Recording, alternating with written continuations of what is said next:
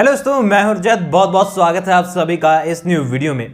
दोस्तों, बात कर रहे हैं सीरियल गुम है किसी के प्यार में के अपकमिंग ट्रैक के बारे में, जो कि काफी ज्यादा इंटरेस्टिंग तो नहीं बल्कि काफी ज्यादा बोरिंग लोगों को नजर आ रहा है। लेकिन दोस्तों, इस ट्रैक के अंदर भी कई ऐसी चीज है जो कि आपको आने वाला एपिसोड देखने के लिए शायद थोड़ी सी एक्साइटमेंट जो है वो दे देती है। क्योंकि यहां पर दोस्तों अगर पूरी तरफ अंधेरा है, चारों ओर अंधेरा है, तो एक आकाश की किरण, एक सूरज की किरण भी जो है बहुत सारा हौसला और सीरियल के अंदर बहुत सारा एंटरटेनमेंट हमें दे सकती है।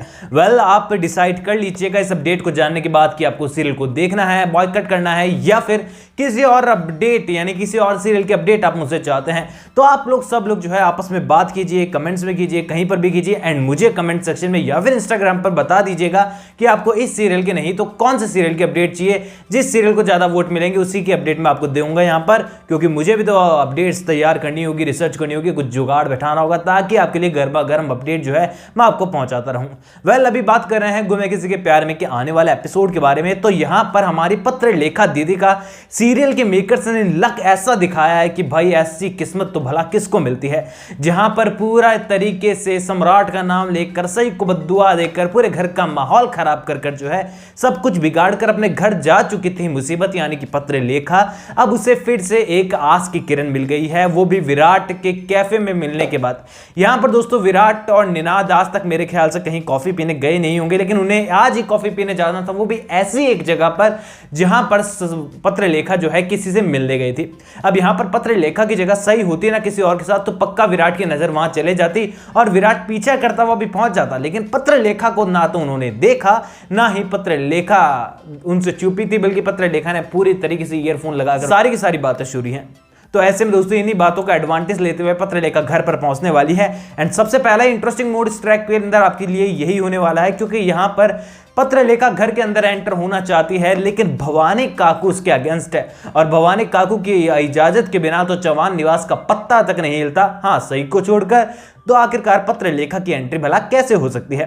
तो यहां पर इसको लेकर आपको पत्रलेखा की बेइज्जती जो है एक बार फिर से देखने को मिलेगी, जो कि पत्रलेखा हंसकर इस बेइज्जती का घूंट पी लेने वाली है, क्योंकि उनका तो एक ही मकसद है कि विराट के करीब आ जाऊं। अब यहां पर पत्रलेखा को इजाजत इस बात को लेकर मिलने वाली है, क्योंकि भवानी काकू को मतलब है तो सिर्फ और सिर्फ घर के वारिस से। अब ये वारिस भला कैसे भी क्यों ना आए, बस वो किसी और की कोख से ना होए, वो चौहान निवास का ही वंशज होना चाहिए। और इसके लिए उन्हें बेहतर ऑप्शन के तौर पर पत्रलेखा मिल रही है, तो भला कैसे वो पत्रलेखा से दूर रह सकती है।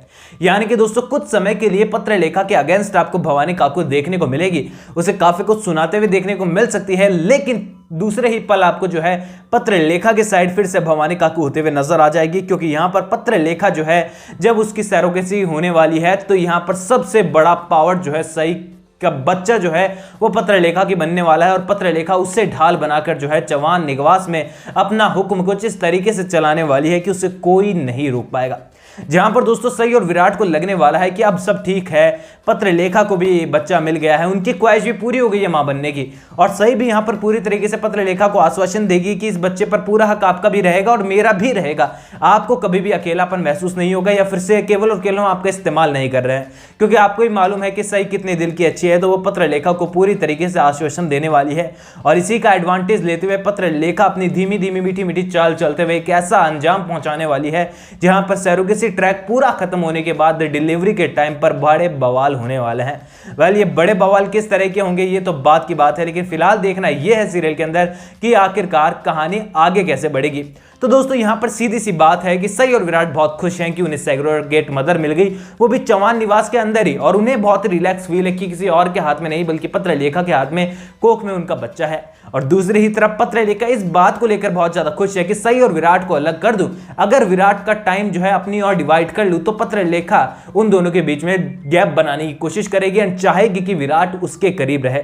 और इसके लिए उसके पास सबसे बड़ा एडवांटेज है सई का बच्चा और उसकी हेल्थ, और उसकी हेल्थ में थोड़ी सी भी गड़बड़ होती विराट जो है पागलों की तरह पूरी तरीके से उसकी रक्षा करने वाला है, उसका ध्यान रखने वाला है। और ये बात लाजमी है कि विराट को अपने बच्चे से बहुत ज़्यादा प्यार है और अपने बच्चे के लिए विराट हर एक मुमकिन प्रयास करेगा और अच्छे बाप बनने की, अपने अच्छे पिता बनने की पूरी कोशिश वो यहाँ पर करने वाला है। और लेकिन यहाँ पर सई जो है एक आउटसाइडर की तरह यहाँ पर फील करने लगेगी, जो कि हम सभी के लिए बहुत ही डिसअपॉइंटिंग हो सकता है सीरियल के अंदर। क्योंकि आपको ही मालूम है दोस्तों, अगर पत्रलेखा की पेट में बच्चा हो जाता है तो विराट यहाँ पर पूरी तरीके से पत्रलेखा का ध्यान रखेगा, क्योंकि पहली प्रायोरिटी जो है उसका बच्चा ही होने वाला है।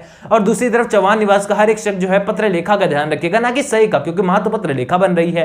तो ऐसे में दोस्तों साफ तरीके से जाहिर हो रहा है कि यहाँ पर पत्रलेखा के पास सारे होने वाले हैं और सई के पास कुछ गिने चुने लोग। और इसी ट्रैक पर कहानी आगे बढ़ने वाली है दोस्तों। तो कहानी कैसी है, इंटरेस्टिंग भी है कुछ हद तक, कुछ ज्यादा तरीके से डिसअपॉइंट भी करती है। तो वेल आप लोग डिसाइड कर चुके होंगे अब तक 2-3 वीडियोस में लगातार यही हमने बातें की हैं। तो बताइएगा जरूर। एंड वीडियो के स्टार्टिंग में मैंने जो सवाल आपसे पूछे थे उनका जवाब भी जरूर दीजिएगा कमेंट सेक्शन में, या फिर इंस्टाग्राम पर डायरेक्ट शेयर कर सकते हैं, लिंक आपको उसको मैंने डिस्क्रिप्शन भी दिया है। और जुड़े रहिए दोस्तों मेरे साथ, क्योंकि यहाँ पर मैं आपके फेवरेट टीवी सीरियल से जुड़ी अपडेट आपको लगातार पहुंचाने की कोशिश करता हूं। दोस्तों मैं मिलूंगा आपसे अगली वीडियो में, जब तक के लिए थैंक यू दोस्तों।